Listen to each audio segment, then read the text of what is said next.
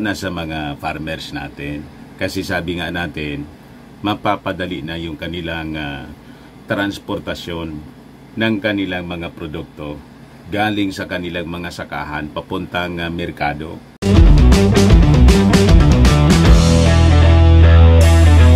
Ito yung mga magagandang balita, mga Marcos loyalist.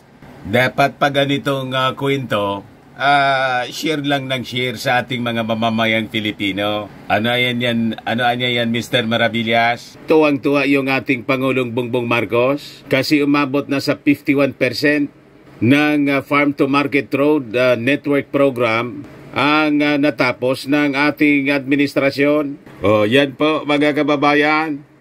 Total of 67,328.2 kilometers ng farm to market roads completed na po. Equivalent to traveling EDSA 2,800 times. Matindi yan, Mr. Maravillas. Matindi po. Or apari to holo 32 times. Ganon mga kababayan.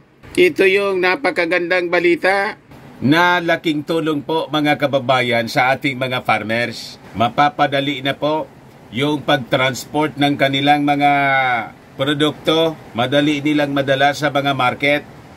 Kaya tuwang-tuwa yung ating Pangulong Bongbong Marcos na nagre-report sa ating mga mamamayang Filipino. O ito pa ang good news. Marcos admin receives majority approval scores on 7 major issues. Base mga kababayan sa survey na ginawa ng Pulse Asia. Kayaan niya Mr. Maravillas, naglangis-langis na si Mau Diggs. Iba man po yung intensyon ni Mau Diggs. Ang intensyon ng paglalangis-langis ni Mau Diggs, biglang bumait sa ating Pangulong Bongbong Marcos, ay para po tulungan yung kanyang kaibigan na si Pastor Kibs na hindi madiritsuhan na mapasara.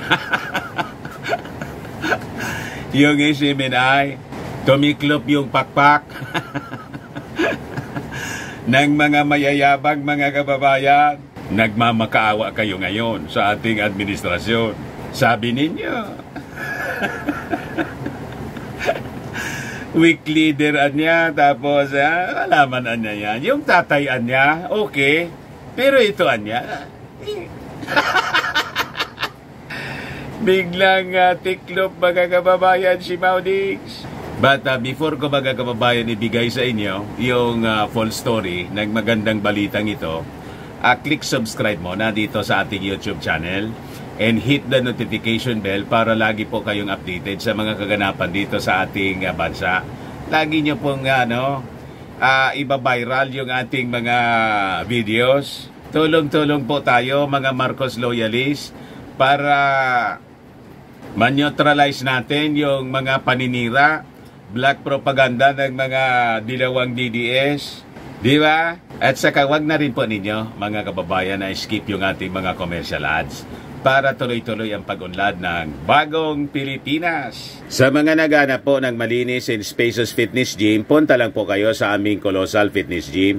We also offer Grab Car Rental with our brand new 2023 model ng Toyota Innova. Also accept booking for those who are planning to travel via PAL and Cebu Pacific in other airline companies. And bills payment po for Meralco Bills, PLDT, etc. Kahit saan po kayo gusto na mag-travel sa buong mundo, pwede na kayo na magpa-book dito para makamura po kayo. We also have Paymaya at Bayad Center po. Pati sa mga hotels, pa-booking po kayo, pwede dito po sa amin.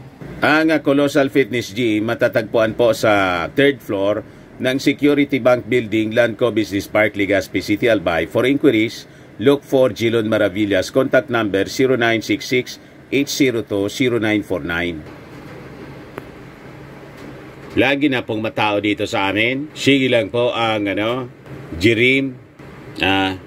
Ayos pa? Ayos na niya Mr. Maravillas.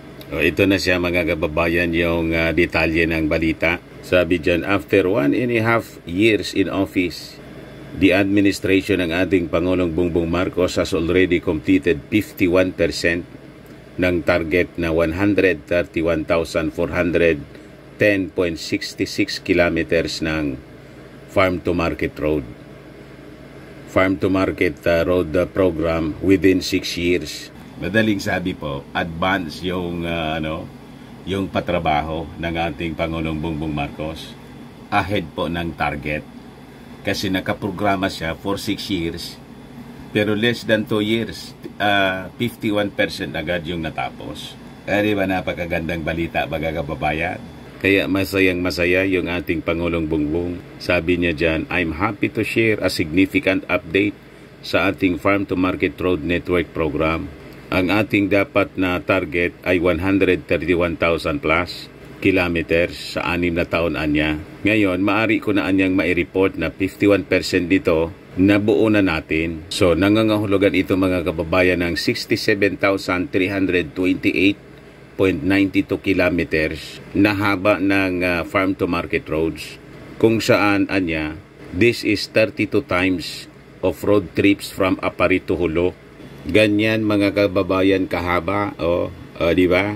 Napakagandang balita para sa ating mga mamamayang Filipino, lalo na sa mga farmers natin.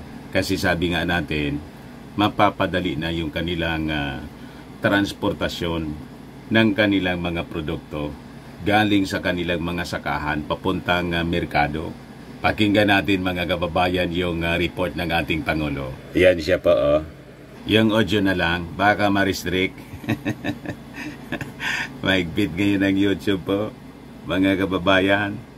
Para maging maayos ang patakbo ng aking opisina. Habang kami nagtatrabaho, lumabas ang mga iba't ibang resulta sa mga achievement report, performance report tungkol sa mga iba't ibang sektor na...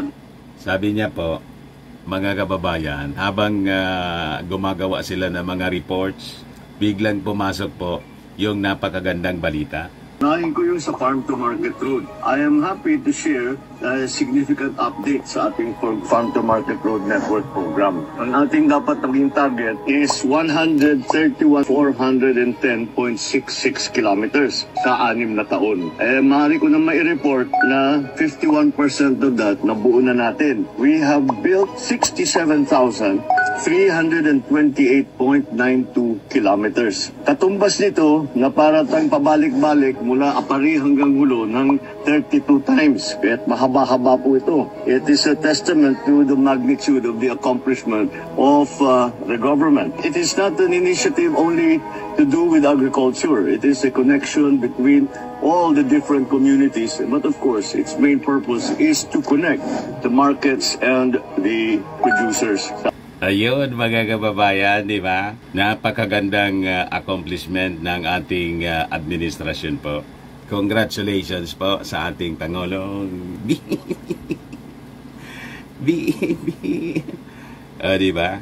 Hindi tayo nagkamali, mga kababayan, sa pagpili ng ating Pangulo. Ito pa yung magandang balita.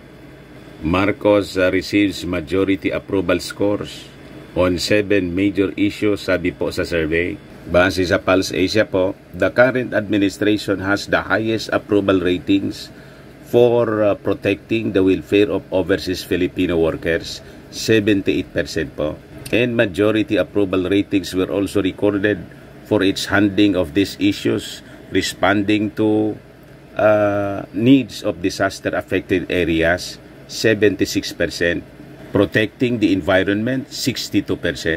Promoting peace, 61%. Defending national territorial integrity, 61%. Fighting criminality, 56%. And enforcing the rule of law, 51%, mga kababayan. Ayos na ayos pa. Ayos na ayos, Mr. Maravillas. Ayan man lang po, mga kababayan, yung ating short video. Baka lang gusto ninyo itong i-try. Firmax Firming and Lifting Cream, pinapahid po sa mga pulses in affected area.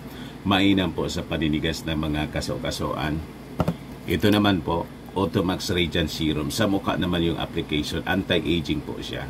You will look 10 years younger than your age. Sa mga cancer patients naman po, baka lang gusto ninyo itong itry. Ningxia Red Mix Fruit Drink. Hindi man po siya gamot, food supplement siya. Kaya lang, gawa siya mga kababayan sa goji berry. Yung goji berry may anti-cancer properties. Ayos po. o yung mga inquiries ninyo, dumiretso na lang kayo sa aming messenger sa Facebook para masagot namin agad. Ako po si Dante Maravillas. Bye-bye po. God bless.